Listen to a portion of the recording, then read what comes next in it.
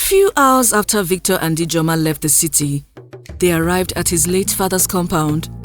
When Victor's car drove into the compound, Amara was in the living room waiting for them.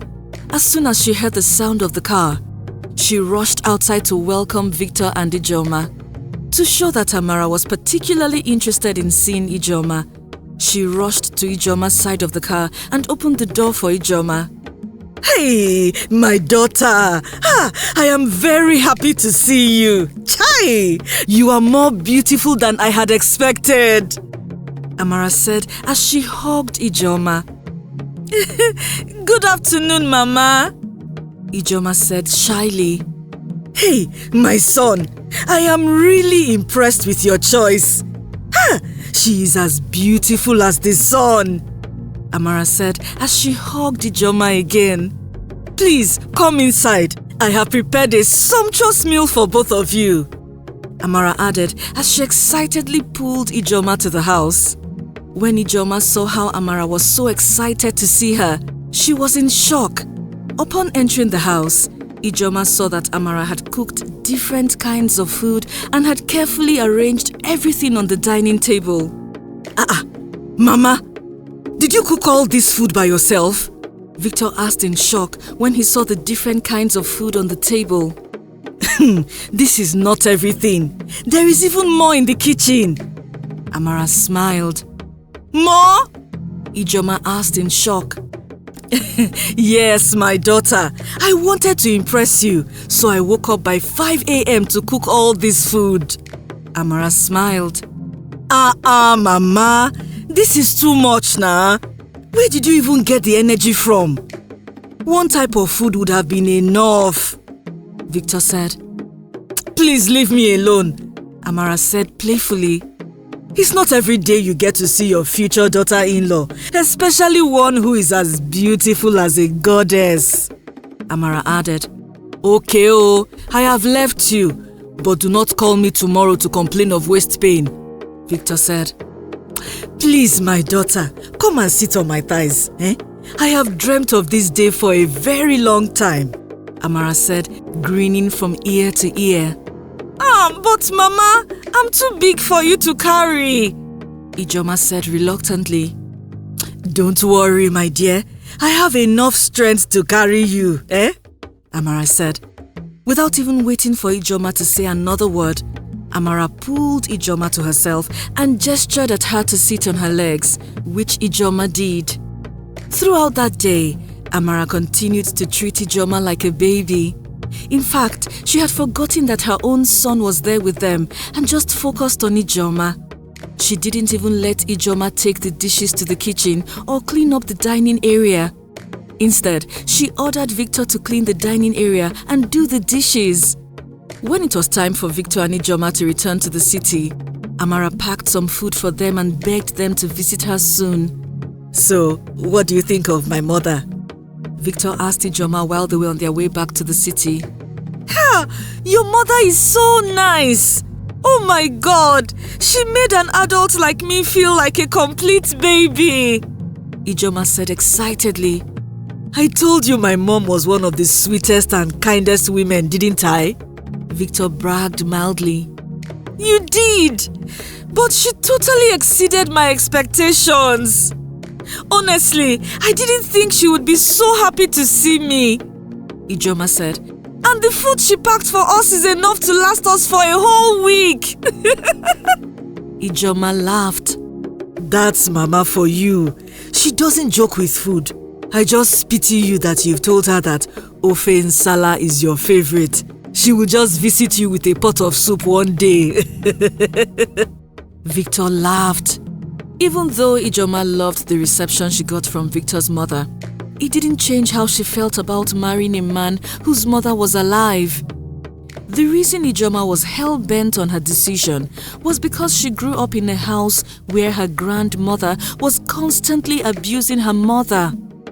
Several times, Ijoma's grandmother would show up at their house unannounced, and she would make the house a living hell for her mother. Ijoma had witnessed her mother fighting with her grandmother several times. She had seen her mother crying to bed almost every night because of her inability to bear a male child. As a result of all those traumatic experiences, Ijoma swore that she would never marry a man whose mother was still alive because she believed that every mother-in-law would maltreat her like her grandmother maltreated her mother. After that first visit to Victor's mother's house, Ijoma and Victor visited Amara many other times. Ijoma always pushed for Victor to take her to Amara's house because she wanted to see if Amara would treat her differently. But every time they went there, Amara treated Ijoma better than the last time she visited. In fact, if Amara heard that Ijoma and Victor were visiting her, she would go to the market and buy different jewelry and beautiful fabrics for Ijoma because she loved her so much. After 2 years of meeting Ijoma, Amara began disturbing Victor to settle down. "My son, is anything wrong?" Amara asked Victor one evening. That day, Ijoma and Victor came to visit her, so she had the opportunity to talk to Victor privately in her room. "No, Mama, nothing is wrong. Why do you ask?" Victor asked in a concerned tone. "If nothing is wrong, then what is keeping you? Why haven't you settled down with Ijoma yet? Is it until another man snatches her from you? Or don't you love her enough to marry her?" Amara said, "Mama, it's not so. We are just taking things slowly. And besides, Ijoma is not pressurizing me to marry her." Victor said, "Must she pressurize you first? Is it until I bend and walk with a stick before you think of giving me grandchildren?"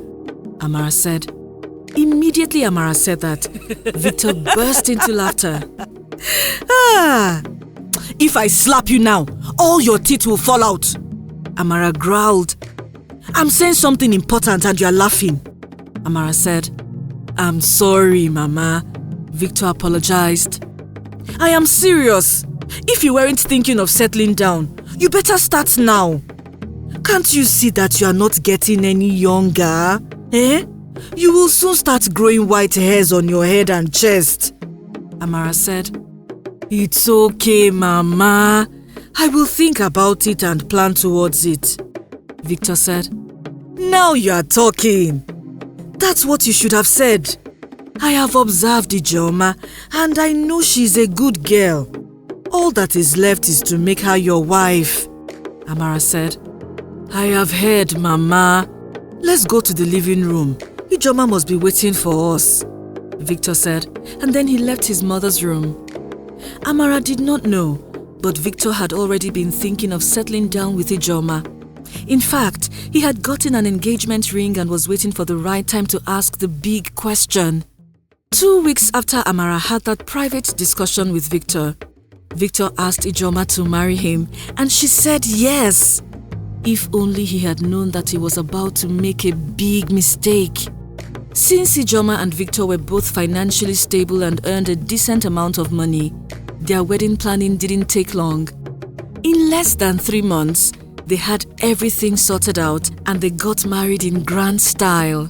After their wedding, they both traveled to Accra for their honeymoon. On the day Victor and Ijoma were returning from their honeymoon, Amara thought of surprising them.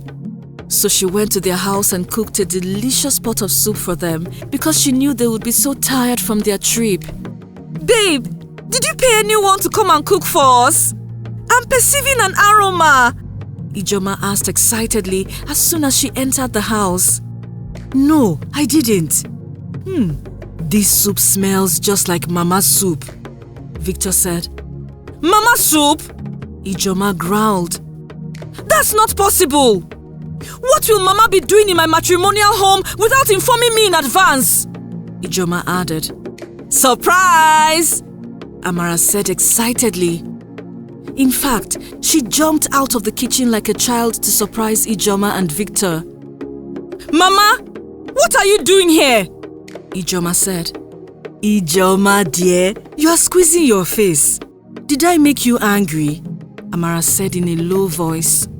Amara expected that Ijoma would be happy to see her, but she was bothered when Ijoma did not act the way she expected. "Yes, Mama. You should have told us you were coming," Ijoma said. "Mama, you didn't tell me you were coming," Victor said. Hey, my children, I'm sorry I didn't tell you guys I was coming. I wanted to surprise both of you, Amara explained. If I knew it would make Ijoma angry, I wouldn't have done it, Amara said. Mama, it's okay. Ijoma is not angry. She's just shocked to see you here, Victor said. Hey, Ijoma, my ego Oyibo. Are you angry with your mother?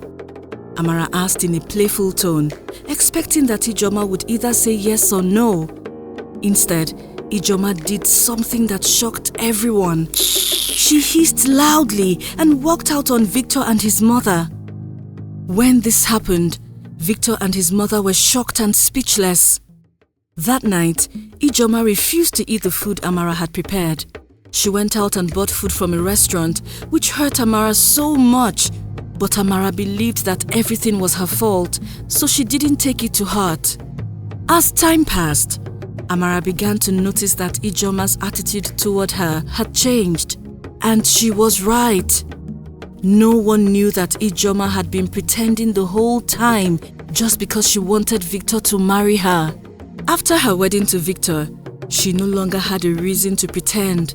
Sadly, about a year after Ijoma married Victor, Amara fell terribly sick and Victor was forced to bring her to the city to live with them so he could look after his mother. Unknown to him, he was setting up his mother for her early demise. Before Amara temporarily moved in with Victor and Ijoma, Ijoma had kicked against the idea of Amara moving in with them. She claimed that she would not have the time to look after his sick mother and that he should take her to an elderly people's home. But Victor managed to convince her. Since Amara was terribly sick and completely bedridden, she didn't even have the strength to cook or do anything around the house. But every morning, as soon as Victor left the house, Ijoma would drag her mother-in-law out of bed and force her to do chores in her sick state. Sometimes, Ijoma would even order Amara to cook some food before she returned from work, and Amara would do that.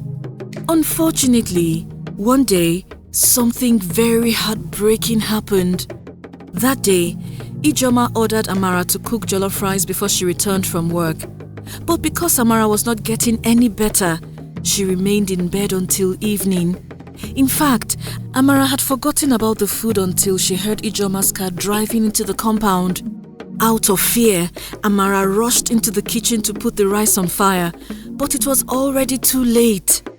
Amara! Where is the pot of jollof rice I told you to cook? Ijoma yelled when she entered the kitchen and she didn't see any pot of jollof rice. Hey, my daughter, please don't be angry. I was exhausted and I slept off. But do not worry. The food will be ready before you know it, Amara said. Look at this witch! Do I look stupid to you? You were doing your witchcraft while I was away, ba? Ijoma yelled. My daughter, I'm not a witch and I have never harmed anyone in my life. Amara defended herself. Will you shut up? Ijoma yelled, and then she slapped Amara. Unfortunately, because Amara was very weak, the force of the slap caused her to lose stamina, and she fell and broke her head on the kitchen slab, causing her to bleed profusely. When Ijoma saw that Amara fell and was bleeding profusely, she rushed to Amara, but the poor woman had already passed away. Unsure of what to do, Ijoma called Victor on the phone and told him what had happened. When Victor returned home and saw his mother's lifeless body in her pool of blood, he fell to his knees and cried bitterly. Mama! Oh, my mama! He knew he was partially responsible for his mother's death because he had married a woman who told him to his face that she would never marry a man whose mother was still alive. As for Ijoma, she was arrested for murder and sentenced to life imprisonment with hard labor. Up until Victor's old age, he blamed himself for his mother's death and he never forgave himself for making such a grave mistake. The end. Did you enjoy this story? Tell us your favorite part in the comment section below. Please like, share and subscribe to our channel. Also, do not forget to follow our channel on Facebook and Instagram. Thank you.